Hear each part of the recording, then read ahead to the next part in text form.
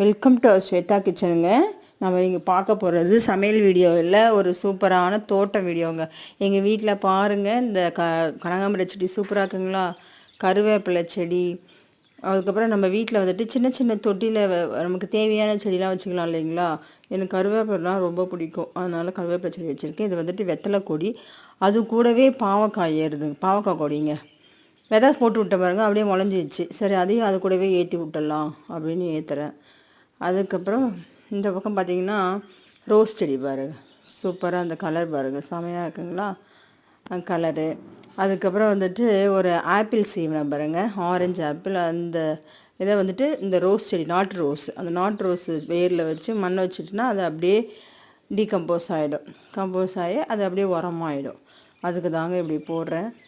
Rose செடிக்கு மண்ணெல்லாம் மேலே இது பண்ணி விட்டோம்னா அப்படியே மக்கிடும்.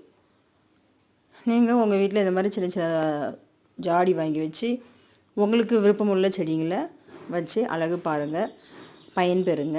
அதுக்காக தான் நான் இந்த வீடியோ போடுறேன். பாருங்கள், ரோஸ் செடி எனக்கு வந்துட்டு செடி வளர்க்குறது ரொம்ப பிடிக்கும்.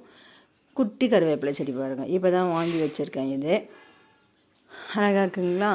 அதுக்கப்புறம் இங்கே தான் எங்கள் தோட்டம், முருங்கை மரம், எலுமிச்சங்க மரம், 2 வாழைக்கன்று பாருங்கள். பெரிய வாழை மரத்தெல்லாம் நான் எல்லாத்தையும் வெட்டி போட்டுட்டு இப்போ புதுசாக வந்துட்டு ஒரு கற்பூரவள்ளி, ஒரு நாட்டு வாழை, அதே கத்திரி செடி, அப்புறம் வந்துட்டு செம்பருத்தி செடி எல்லாம் வச்சுருக்காங்க. இங்கே வந்து இது அரளி செடி, அப்புறம் ஜாதி மல்லி கொடி.